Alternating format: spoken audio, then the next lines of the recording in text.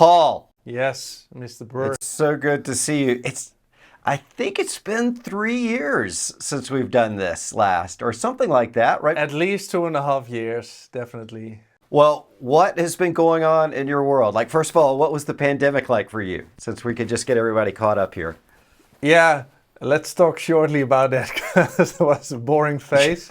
I did a lot of webinars, but I'm glad to be on stage again. So, yeah. And you?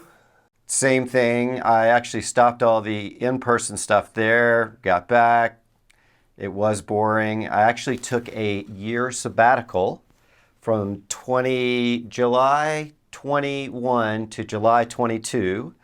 So did a ton of work there with regard to what I'm up to right now with you and a lot of the stuff that we're working on. Yeah. So that was really great to take a year off there. Actually moved to Boulder, Colorado, which is a big move. Moved from our family home place on an island close to Charleston, South Carolina, and then Angie and I just moved out here. So we are in the throes of the Rocky Mountains. Wow. And life is amazing. So yeah, so we're back at it and excited to be back into our world, our cloudless mind world, and see what goes on there, because there's so much going on, especially with the way the world is these days. Yes. I think that there's really no better time for our work. And so we'll be rolling out a ton of stuff here, but I thought today would be a good time to sort of catch up on what we're seeing in the world, just sort of have a little back and forth where we can, rediscover how a cloudless mind fits into this whole new kind of world that we're working with. So, what are you seeing out there in the world right now when you're going and talking? Because I know you're doing a ton of talks now, right? Yeah, it's pretty busy, which I don't mind. It's obviously that everything is in movement and it seems to be going faster and faster. And all these companies have to change to adapt. And I think the reason they book me is because they find it hard to change. Because we all know change is pretty hard because we have a brain that wants to save energy constantly, and therefore our brain loves routine. So, and I talk a little bit about how the brain works and how you can break routines in the best way possible. Well, and I'm seeing the same thing, as I've reworked some of the way that I'm communicating the work. You and I work a lot on this, is that, look, a lot of people don't really even understand why they're feeling the way they're feeling these days, or why performance is a little bit more difficult than it used to be in the past. And I think that what's happening is that we've all become so distracted in so many different ways, with so many different narratives that are out there, so many different conversations, from everything from from politics to the media to, I know there's a lot of crazy stuff that goes on in the Netherlands. We all hear about in the media. Angry farmers. Very angry farmers, I hear. Yeah. And the thing that I'm encountering a lot when I talk with a lot of these leaders right now, which I've been in a ton of conversations, is they're all kind of dealing with the same thing. They're dealing with this need to really focus and bear down on their business and create because of all the stuff that's going on. And at the same time, they're feeling like quite distracted, and focus is tough. And so much of where I've been focusing on myself is how can we work with people and inspire people to learn about their minds and their brains in order to be able to get ahead of a lot of the stuff that they're, that's kind of coming at them right now, especially a lot of the distraction. Yeah. So, I'm super excited about our sort of reigniting our cloudless mind world in a really big way, because I don't think there's been a time in history that it's needed more. And and so our world on inspiring and educating and doing it in a fun and sometimes humorous way, it really works with the brain for people to learn stuff. I mean, what's your thought about that in terms of how our approach is, which I'd say is a fun, entertaining, but very informative and hard-hitting. How would you say that is playing out in your work there and the feedback you're getting in the marketplace? Yeah, I think distractions are everywhere these days. I mean, Our brain is being programmed like the way as we were during the time we were hunters and gatherers. So life was pretty hard, but it was very simple. There were not too many inputs coming in. But these days, it's an overwhelm for our brain. There's too much information. There are too many distractions like your mobile phone, all the apps, TikTok, Twitter, LinkedIn, you name it. So our brain is constantly being triggered to go from A to B to C to D, and there's hardly any focus. And it's really hard for the brain because every time you get a message or you go on Instagram, you get a short dopamine shot. So first of all, the brain thinks there must be pleasure, so you go and have a look. Secondly, it becomes a challenge to resist all these temptations. We get addicted to these dopamine shots. And thirdly, if you're being overwhelmed constantly by dopamine shots, your baseline of dopamine goes down, which means you get less motivated, you can even become depressed, and normal, regular life starts to feel like it's boring to you. And the solution that we do is called multi-layering. We start to put dopamine on top of each other. So it's having breakfast plus TikTok. It's like doing sports plus music. It's like watching a movie plus alcohol. So we do everything to increase dopamine, but what we actually need is rest and focus, because then the brain can recover itself. And what I also hear you saying is that the key here is dopamine is the the neurochemical that we need to focus. Yes. Right? And so we've been draining ourselves, and sort of our dopamine dosage has been misplaced all over our brains, right? So we're placing it on TikTok versus going and focusing on our work. Is that what you're saying? Yeah. So dopamine gives you motivation. So it's very, like when we were hunters and gatherers, if you would hunt or you would gather stuff, you needed dopamine because it gave you motivation and action. But now, as we're being constantly distracted, it's pretty hard for the brain to just focus on this one task. So therefore, already amongst young people, dopamine detox becomes more and more popular, because people understand, if I want to feel more motivated, if I want to feel more happy, then I need to have my baseline of dopamine in balance. And therefore, we need to take rest, we need to take a walk in the park, go to the beach. But these days, I don't know how it's in the US, but in the Netherlands, people are working, and think that the harder I work, the better it will be. But that's an illusion. Well, and I think too, the idea of working in many ways and not getting a whole lot done. And then, this thing called exhaustion, or, which you've talked about, overwhelm, starts to occur because, who we really are, which is awareness. We know we're not the mind, but we are, our awareness goes to certain places in the mind. And when our awareness goes to all these different places and gets distracted all the time, that's exhausting. Yes. And we're not really actually getting anything done in many ways. You and I had a conversation, I guess this is, not that long ago, and I said, Paul, the amount of production you get out of a day just blows my mind. And you said something to me that, kind of rings true, is from my experience, you just have an enormous amount of dopamine in your system, right? Yes, I don't have a normal brain. I'm aware of that. You don't? No. You definitely don't have a normal brain, because sometimes when we're working together in the way that you create things, it's just different than anything else I've experienced. Now, the reason why I bring that up is this distraction gets trained into our subconscious mind. Our subconscious mind is simply just a product of all of our experiences, and certainly things that repeat over and over and over. Yeah. Just like when you get really good at a sport, or, anything that you get really great at, playing guitar. It just gets embedded in your subconscious mind. So what's literally happening is we are programming or practicing distraction. Yeah. Yes, definitely. And so when right? We're programming our subconscious mind to be distracted, which is wild to think about.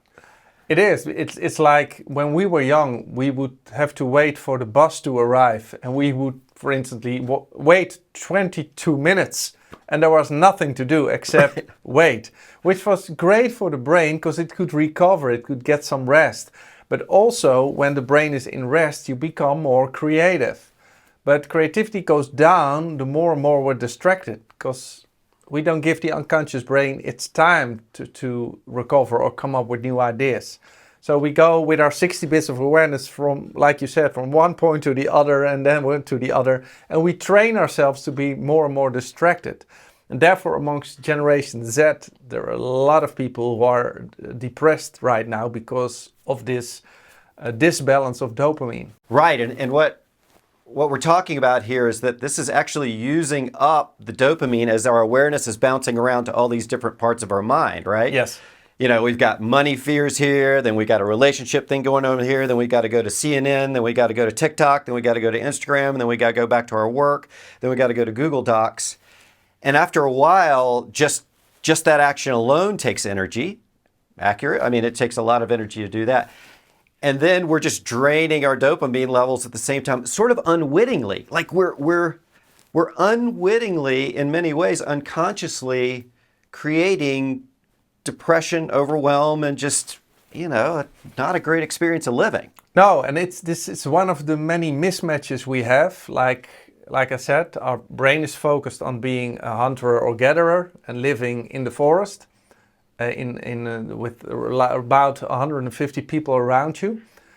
That is still normal for the brain. But these days, why is over 50% of people overweight? Because our brain is used to live in scarcity. So if you would find food, you would eat it in order to survive. But now when the same brain walks in the supermarket, there's food everywhere and it just can't stop eating. So this is a mismatch, but also having a mobile phone is a mismatch. I mean, I love my phone, don't get me wrong, and I have the same problem with my dopamine stuff. But these days it's really a challenge for us as human beings, how to deal with all that. And I think that the challenge is, we face the challenge when, first of all, we just learn these things, right? We just become aware of how the mind and our brains work, you know, and how they're, and, you know, we're going to cover a lot of that in our future world here. We probably won't cover it much today, but, you know, getting really clear on what this machine does and how it operates then gives us the ability to kind of channel our awareness if we're committed to that. Like we are committed to less distraction. Well, we know that if we don't practice that, then we're just going to fall back into every single pattern that we've always had. Yeah, definitely. And besides that, it's really useful to understand your brain. Like yesterday, my girlfriend, she's playing violin in many orchestras, and she was on tour. So she went from event A to B to C. So this is a total overwhelm, being in front of a huge audience every day. And yesterday, she was feeling depressed. But because she understands her mind, she doesn't say, I am depressed. She says, there's a lack of dopamine in the brain. And this is a huge difference, because now she simply understands there's a lack of dopamine. So let's take some rest. Let's take a walk in the park and my brain will recover itself. While if you do not understand how your mind works, you think, I am depressed. And then what we do, we go searching for more dopamine shots. So then we get our bottle of wine, we smoke cigarettes, even some people use cocaine. But also in companies, it is very, very useful to first understand the programming of this apparatus, and then you can use it in the best possible way. And otherwise, we'll move from distraction to depression, yeah. Well, yeah, and I love it how you talked about Hartini, your girlfriend, Hartini. Just through her knowledge, she's able to kind of get ahead of the exhaustion and sort of the way it can really wear you down and then have days and days of depression. So essentially, through that knowledge, she might feel depressed for an hour and then snap out of it really quick. Yes. And that's a practice, right? That's literally a practice, like, you know, putting on a putting green or hitting tennis shots or something. And the more that we practice this, the more that it just becomes second nature to go, oh, after an hour, go, that's right. It's just a lack of dopamine here. I need some rest. and then understand, once I kind of understand, I'll bring this up really quick, because one of the ways that I regulate my dopamine is through cold plunges. Oh, that works very well. I've talked a little bit, yeah. But because what happens is if I kind of sense that I'm in a certain type of state, like less than optimal state, what I'll do is I'll go get in, probably 40-degree water, 39-degree water in a cold plunge I have downstairs. And what happens is there's so much fight or flight that goes on, and all the adrenaline and everything just sort of drains out the dopamine for a period of time because there's so much pain in there. But then after I get out, after about 10 minutes, I have this incredible feeling because my body is trying to regulate, like what you talked about, get dopamine back to its baseline because it's been drained. Yes. So in order to do that, it has to spike it really high to get me back to an average. And that spike is really, what I'll use sometimes, honestly, at the natural way to, get reinvigorated or something. Definitely. So dopamine works exactly in that way. So when there's pain, it will recover itself and it goes to pleasure.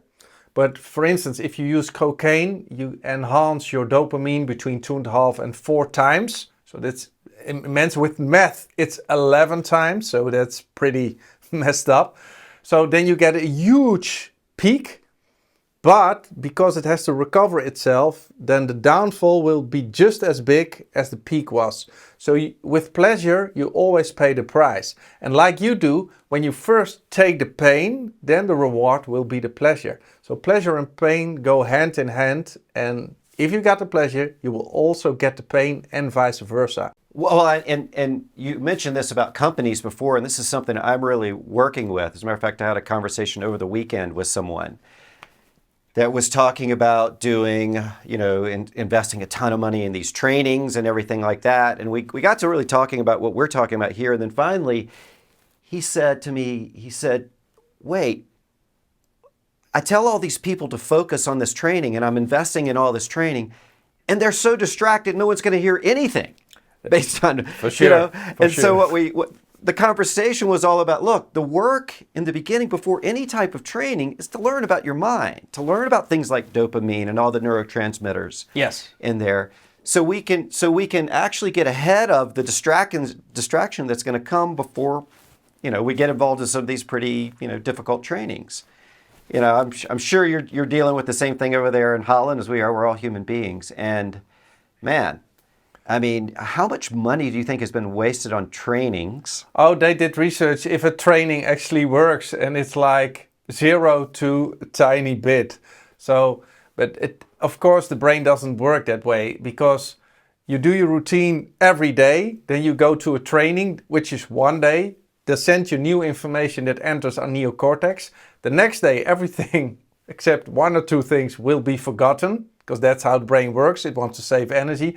And you go back to your normal routine. So a training is pretty useless if it's not been repeated and if it's not done throughout intrinsic motivation. And like you said, if people in the training are constantly being distracted, I gave trainings a long time ago, I quit doing that. But while I was giving the training, everyone's looking on their phone. Do I get a new email? Is a customer calling me? And so it's distraction all over. So giving the training didn't make much sense. That's why I quit. Well, one of the things you and I have been working on is obviously you quit that, but we're also working on this idea of, look, this is getting to be an epidemic. Distraction is the epidemic these days, right? Definitely. And even when we, in the shows that we both do out there, we really design it to get ahead of distraction. Like, because of the way that the show is constructed, it sort of grabs your brain and brings you through it the entire show. And I think that corporations and the like are going to need to start thinking about how that they can educate their employees in a way that has them be able to stay on task and stay within it, like we kind of pull them through the work that we're doing. Now that's true. I mean, it's in a way tricky because I'm part of the problem myself, because when I was doing my show 14 years ago, I came across a very old presentation I gave, and I had 80 slides, PowerPoint slides in 1 hour. Now these days I have 230 slides in 1 hour. And this is because Microsoft also did research. The attention span of people has been decreased with 30%. So everything has to be instant and faster. This is also due to social media, Netflix, everything is fast and instant. So in order for me to constantly have the audience attention, I have to go fast. But this is also me creating the same problem by giving them dopamine shots, many more in 1 hour. And also in marketing, I see people, it has to be faster and it has to be instant. And now if you don't grab the attention in 2 seconds, you're lost. So this is going to be a big challenge for us as Homo sapiens, because it's a total mismatch of how our brain is being created and how the world at these days functions. So yeah, there's a lot to do in companies, and I think if you're working, I try to do it as well. Turn off your mobile phone, turn off your email, and give your brain at least 1 or 2 hours so it can focus on one task, because multitasking is impossible. It is switch tasking, and every time you switch, it costs you more energy, so you'll be exhausted at the end of the day. That's the epidemic. Yeah. And if we continue on this path and we don't start to address these issues, like you said, Homo sapiens are going to be in for a rough ride, especially if a lot of this new, all this new technology around AI is coming in, this chat GPT. We can talk about that at another time. Yeah. But so much of the stuff that's coming up right now, is going to be quite interesting. So, well, why don't we end it here, at least today, as a kind of a good starting point and getting back in on the horse together. And we're going to cover a lot of topics in more detail and more depth in future episodes. Yes. Around what it looks like to learn about the mind and the brain, so we can all start a new practice, like we practice tennis, but practice with our minds in a way that has our experience be a lot different than a lot of that we're experiencing right now. That's a perfect ending, Scott. Sound good? Yes. Okay.